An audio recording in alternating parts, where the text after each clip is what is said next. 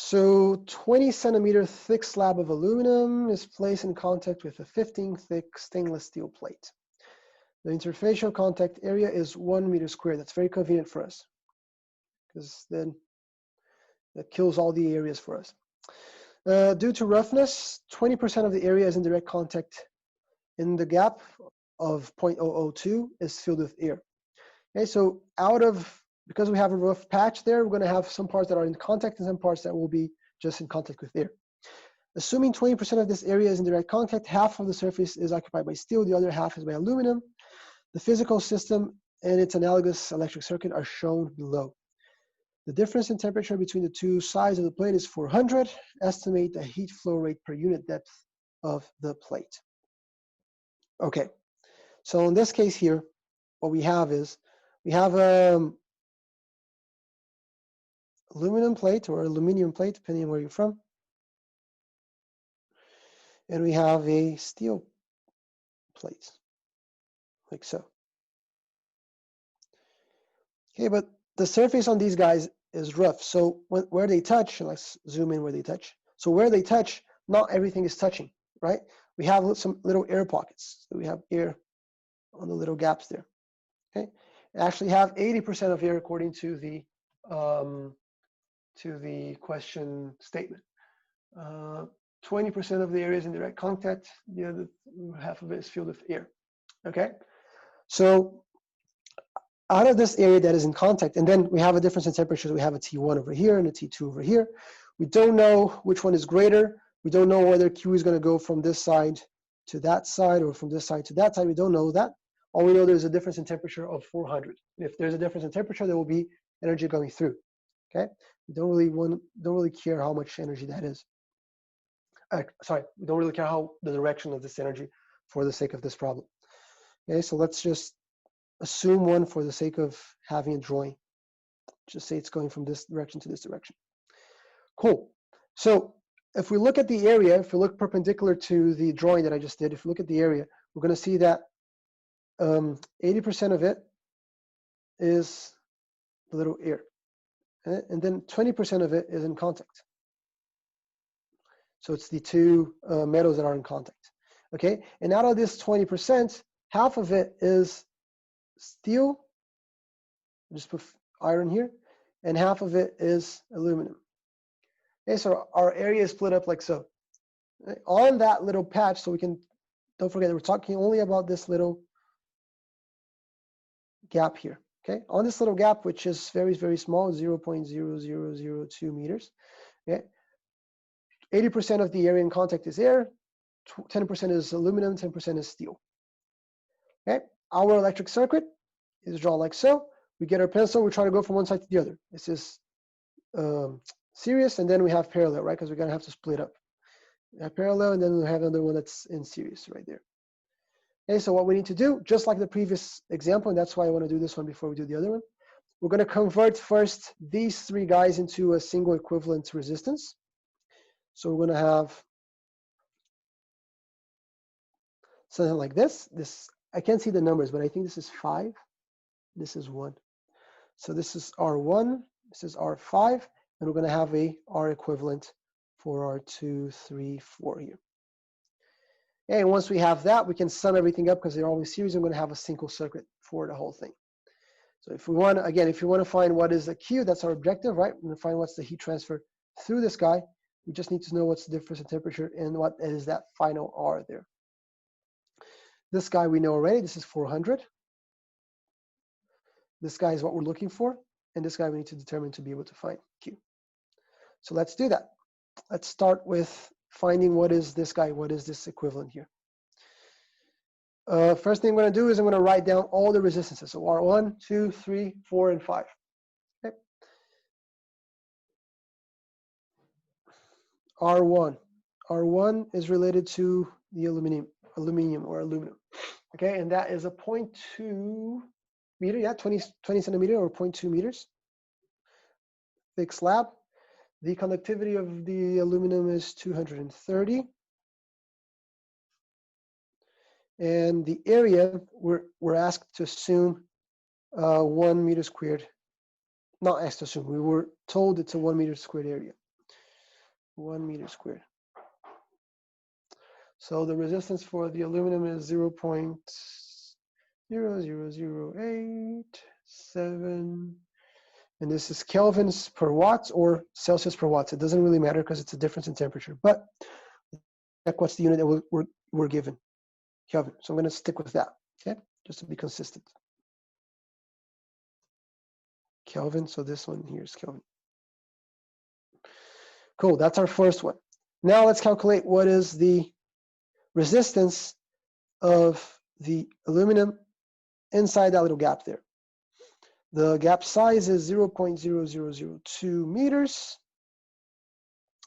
The aluminum did not change its conductivity just because it's in the gap, it's the same thing. And its area, we know it's 10% of the original area. So if it's 10%, we can do this. It's 10% of 1 meter squared, right? It's going to be 0.1, but we can do it this way too. Okay. So in this case here, it will be a very small number, as you would expect. If we were to use convection, if the heat transfer coefficient was provided, would it be? Yes, yes.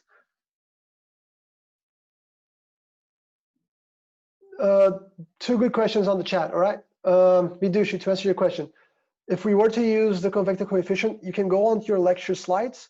There is, by the end of it, there's the explanation how to derive the equation. And what you get is you get a gap coefficient. So it's a HC, if I'm not mistaken, the letter that's used. Okay, and that HC takes into account everything that we're looking at here. So it takes into account the conductivity of the things that are touching, takes into account the roughness area, takes into account the conductivity of air and things like that. Okay, but yes, you would do the resistance like you said, just like that. Yes, Sean, if we're getting the area, why do we need heat per unit depth? We don't. That's a great question. I think it's just a typo on when you were writing it. Probably change that to question. We don't know. We can be sure of what is the Q that we're about to find. Good questions. Okay, coming back to this equation. So 8.6956 times 10 to the minus 6 Kelvin per watts again. Next one. So we have 5 to find, right? So this would be, let's call this R1. This would be our R2. We'll go to the third one. The third one, according to the drawing, would be the air one. Okay, so the resistance of air in the gap. Okay, and note what we're about to do here. What we're doing is we're considering air to be a solid in a way, right? Because we're doing only the conduction for it when we know we should take into account the convection as well. The gap is still the same, to 0.000 meters. The conductivity for air is 0.032. So it's the least conductive of the three, and therefore it will render the biggest resistance, Kelvin per meters. And then the area is 80%, so 80% of the 1 meter squared. And what we get is 0.00781. Next one, number 4. Number four is the steel one in the gap. So steel within the gap. Our gap does not change thickness.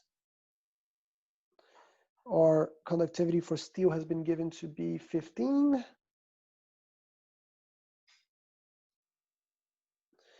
And our area is 10% of the 1 meter, so let's be consistent. 10% of the 1 meter squared.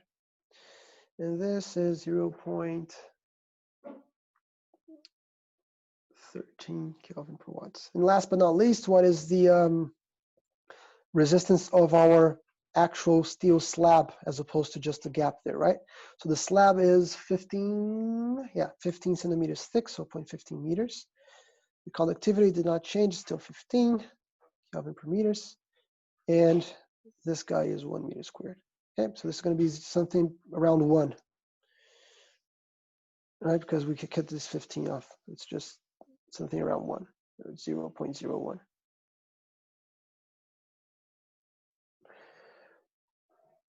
Cool. So now we have all the resistances that we can possibly wish for.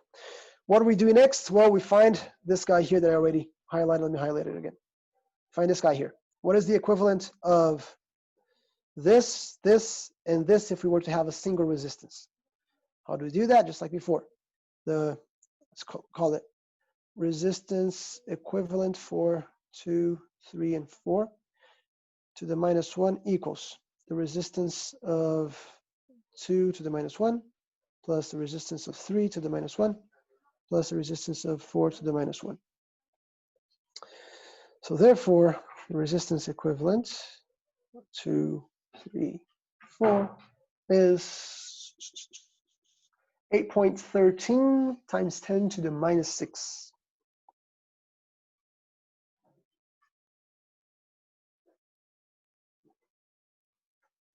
Is that a big resistance? No, it's tiny, actually. You can actually compare this one to the one on the aluminum and the one on the steel, right? You see, it's 3 times the difference in order of magnitude. 1, 2, 3, 4. Excuse me, it's 2 times difference in order of magnitude, right? It's a tiny resistance. As you would expect, right? It's a tiny gap. So there's not much the gap can do for us. But you'll see that the gap can be used later on. I think next week we're going to see how the gap can be used to our advantage in engineering projects. Okay, so now what we have is we have that little circuit that I drew in the beginning for us. This one here, this is what we have. Okay, we know what this guy is, we know what this guy is, and we know what this guy is too. So now we can sum these 3 guys up to have one single resistance that is equivalent for the whole system. Okay, so the sum of resistance, because they're all in series, because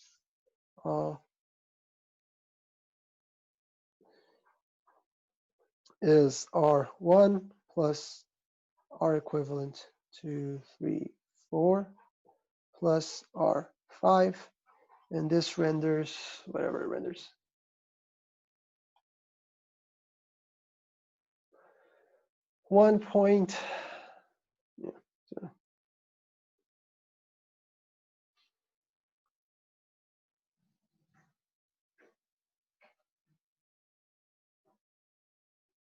Okay, note that this is our single resistance that applies for the whole thing. Okay, note that this guy here, this one here, is this one here, right? So 10 to the minus 2, that's why I do that. And then the next thing that we're going to take into account is probably this one here, this 887 here, which will sum up with this 8 over here. So this 8 is going to sum up that 7. That's where we get the 87 from. Somewhere there. This is a resistance, so this is the equivalent of having a single guy here for the whole system, right? For this delta T here of 400 Celsius. So we can go back to our initial question, which was, what is the heat transfer rate? Okay, so we go back to this equation here. Remember that the difference in temperature is 400 Celsius. So we can do, say this is 400 Celsius or 400 Kelvin. The difference in temperature is the same thing. And we're dividing this by 1.0878 times 10 to the minus 6 kelvins per watts. Oh, sorry, minus 2. Not minus 6, minus 2 kelvins per watts. Okay, and that gives us 36.72. This times kilowatts.